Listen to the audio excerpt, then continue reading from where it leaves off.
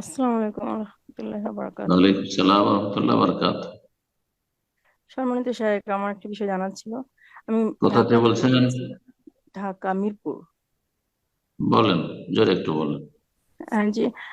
আমি ওই যে হিসনুল মুসলিমে পড়ছিলাম যে রাসূল সাল্লাল্লাহু আলাইহি ওয়াসাল্লাম রাত্রে ঘুমানোর আগে সূরা মুলক আর হলো সূরা সাজদা, এই দুটো সূরা পড়ে ঘুমাতেন। তো আমি এই দুটো সূরা মুখস্থ করছি, এই দুটো দিয়ে আমি এশার সুন্নত সালাত গুলো আদায় করি 2 রাকাত। তো আমাকে একজন আমার ভাবি বললো যে আহমদুল্লাহ হুজুর উনি নাকি বলছে যে এই দুটা দিয়ে পড়লেও আবার নাকি পড়তে হবে রাত্রে ঘুমানোর আগে। তো আমি এটা ব্যাপারটা নিশ্চিত হওয়ার জন্য যে আমি যেহেতু সালাতে পড়ছি, তারপরে কি আমাকে আবারও 2বার করে এই দুটো সূরা কি আমাকে আবারও ঘুমানোর আগে পড়তে রাত্রে হবে? রাত্রে যে কোনো অবস্থায় পড়লে হবে। রাত্রে যে কোনো অবস্থায় পড়লে হবে, সালাতের ভিতরে পড়ুক, সালাতের বাইরে পড়ুক, কোনো অসুবিধা নেই। তারপরে নবী সাল্লাল্লাহু আলাইহি সাল্লাম প্রতিদিন পড়েছেন, এটাও অবাস্তব কথা। আসলে নবী সাল্লাল্লাহু আলাইহি সাল্লাম যে সুন্নাহগুলি রয়েছে, সুন্নাহগুলি কখনো ছেড়েছেন, কখনো আমল করেছেন। আজকাল কিছু বোনেরা বা ভাইয়েরা কিছু নফল ইবাদত সম্পর্কে একটু বাড়াবাড়ি করছে। মানে নফল নিয়ে খুবই বাড়াবাড়ি, কিন্তু ওদের জীবনে দেখা যাচ্ছে যে ফরজ নেই, স্বামীর সেবা নেই, ছেলে মেয়েদের পরিচর্যা নেই, বুঝা গেছে। তারপরে বাড়িতে অবস্থান করতে হবে, ডেলি ডেলি বাইরে ঘোরাফেরা করা, আর বাজারে, যে কোনো জায়গায় শপিং মলে যাওয়া, এই করা।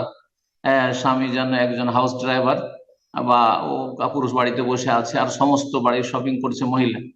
আরে, এগুলো বেশি গুরুত্বপূর্ণ যে তুমি বাড়িতে বসে থাকবে? তো আজকালকার কিছু মহিলারাকে দেখছি যে নফল এবাদত বন্দিগিতে খুবই অ্যাডভান্স, কিন্তু লাইফে অনেক ফরজ কাজ আছে যে ফরজগুলি তাদের কাছে অবহেলিত।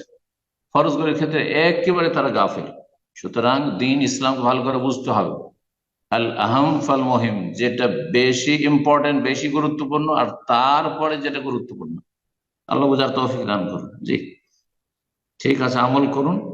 আর আমলের ক্ষেত্রে এই নয় যে এশা পড়ে গিয়ে যেমন আজকার নাম আল্লাহ ইসমে কামত আহিয়া তখন পড়বো, মাগরিব এশার মাঝখানে পড়বো না, এমন নয়। সূর্য ডুবে গেছে তারপর যে কোনো সময় আলিফ লাম সেজদা আর এই আপনার সূরা মুলক এগুলো পড়ে নিলে হলো, কোনো অসুবিধা নেই। দাখিলে সালাতের ভিতরে হোক, সালাতের বাইরে হোক, কোনো অসুবিধা নেই। জি। আপনার প্রশ্ন যে আমরা সহজে দ্বীনি মাসাইল আপনাদের কাছ থেকে জানতে চাই, আপনার লম্বা কথার সার কথা। তো এই ক্ষেত্রে আহ, ভালো আলেম, আমার চাইতে ভালো আলেম বাংলা ভাষাভাষী আছেন, অথবা আমাদের মতো অনেকে আছেন। তাদের যে কারোর সাথে যোগাযোগ করতে পারেন, যখনই প্রয়োজন হবে তখন আপনি যোগাযোগ করবেন একজনের সাথে। সেখানে যদি না পান, তার ব্যস্ততা থাকতে পারে, আমারও থাকতে পারে, অন্য ভাইদেরও থাকতে পারে, আলেম ওলামাদের ব্যস্ততা অনেক বেশি। তো তখন আপনি দ্বিতীয় তৃতীয় জনের সাথে আপনি চেষ্টা করবেন। এমন নয় যে আপনি কোনো একজন আলেমকে, আমি কেন, যে কোনো ব্যক্তিকে আপনি এত ফ্রি পাবেন না যে আপনি হটলাইন পাবেন। যখন আমি হোয়াটসঅ্যাপে মেসেজ দেবো সাথে সাথে উত্তর পাবো, যখন আমি ইচ্ছা করবো জানা টেলিফোন করবো তখনই তিনি রিসিভ করবেন, এরকম লোক পাওয়া যাবে না। কারণ তারা ফেরেশতা নন, তাদের কাজকর্ম আছে, তাদের দিন আছে, দুনিয়া আছে। সুতরাং দুটো নিয়ে চলতে হয়, যার ফলে তাদের বিভিন্ন ব্যস্ততা আছে। হ্যাঁ। তো এই জন্য আহ, যখন অবসর আমরা থাকবো, অবশ্যই যে ব্যক্তিগত আমার কথা বলছি, আমি যখন অবসর থাকি আর আমার কাছে কোনো প্রশ্ন আসলো, সাথে সাথে উত্তর দিয়ে দেওয়ার চেষ্টা করি। আর যদি দেখি যে অনেক প্রশ্ন আছে আর আমার কাছে সময় নেই, এর চাইতে গুরুত্বপূর্ণ কাজ আছে, ধরেন একটা বক্তব্য আমাকে প্রস্তুতি নিতে হবে, সেটা এর চাইতে বেশি গুরুত্বপূর্ণ।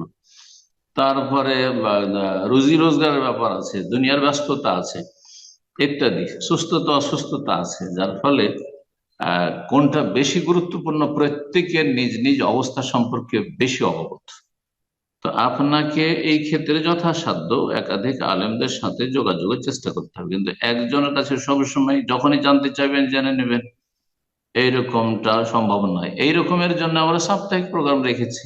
এর চাইতে বেশি কি, মাসে একবার নয়, দুইবার নয়, বরং প্রতি সপ্তাহে একবার, প্রতি রবিবারে আমরা 1 ঘন্টা শুধু প্রশ্ন উত্তরের জন্য রেখেছি। আলহামদুলিল্লাহ, এই সময় দিতে পারছি, আলহামদুলিল্লাহ। না হলে আমার তো প্রতিদিনের দাস আছে, এমন কোনো দিন নেই যেদিন দাস নেই। বরং অনেক সময় একাধিকটি রয়েছে, সকালেও রয়েছে, আবার সন্ধ্যাবেলাও রয়েছে। জুমার দিনে কয়েকটি দাস রয়েছে। তো এছাড়া সফরও রয়েছে, যার ফলে আপনি কোনো একজন থেকে সবই কিছু জেনে নেবেন এবং আপনি যখন চাইবেন জেনে নেবেন, এইটা অসম্ভব। একমাত্র আলেমদের কাছাকাছি যদি বসবাস করেন সেটা ভিন্ন বিষয়। তো মসজিদে আসলেন, একসাথে সালাত আদায় করলেন, জিজ্ঞাসা করিনি। যেমন যারা দামামে আছেন, আমি যে মসজিদে সালাত আদায় করি, আসলে আর এসে রাস্তাঘাটে এসে মসজিদে বের হচ্ছি, মসজিদে ঢুকছি, ধরে নিল, বা যে অফিসে দেখা করে নিল, জিজ্ঞেস করে নিল, সেটা ভিন্ন বিষয়। জি। তো আল্লাহ সহজ করুন আপনাদের জন্য। আর দুনিয়ার ক্ষেত্রে কিন্তু আপনারা চিকিৎসার ক্ষেত্রে যখন শরীর স্বাস্থ্যের চিকিৎসার প্রয়োজন হয়, তো আমরা কিন্তু আমাদের মন মতো ডাক্তার খুঁজি। যদি না পাই, এই ক্লিনিকে পেলাম না, এই হাসপাতালে পেলাম না, আর এক হাসপাতালে যা, আর এক ক্লিনিকে যা, আমরা তলাশ করি। আমি নিজেও করি এখানে দমদমে। জি। তো কথা হচ্ছে যে দিনের ক্ষেত্রে ওই রকমই, ওর চাইতে বেশি আপনাকে যত্ন নিতে হবে। দুনিয়ার ক্ষেত্রে যেমন আপনি কষ্ট করে আপনার চিকিৎসা নিচ্ছেন, দিনের ক্ষেত্রে ওর চাইতে বেশি কষ্ট করার মন মানসিকতা রাখতে হবে এবং গরজ রাখতে হবে। রব্বুল আলমীর তৌফিক দান করেন। জাযাকুমুল্লাহ খাইর। প্রতি সপ্তাহে রবিবারে আপনাদের সাথে আছি। আর আমাদের বিশেষ করে নিউ ইয়র্কের ভাই, আপনি নিউ ইয়র্ক থেকে বলছেন, নিউ ইয়র্কের ভাইয়েরাই এটা পরিচালনা করছেন। আকরাম ভাই আছেন, আব্দুল হক ভাই আছেন, আর ভাইরা রয়েছেন ওখানে। সুতরাং আপনি তো তাদের সাথে খুব সহজেই যোগাযোগ রাখতে পারছেন। সেই সার্কেলে তাদের মনে হয় আপনার বিভিন্ন গ্রুপও আছে, সেগুলিতে আপনি জয়েন হতে পারেন। রব্বুল আলমিন তৌফিক দান করুন। জাযাকুমুল্লাহ খাইর।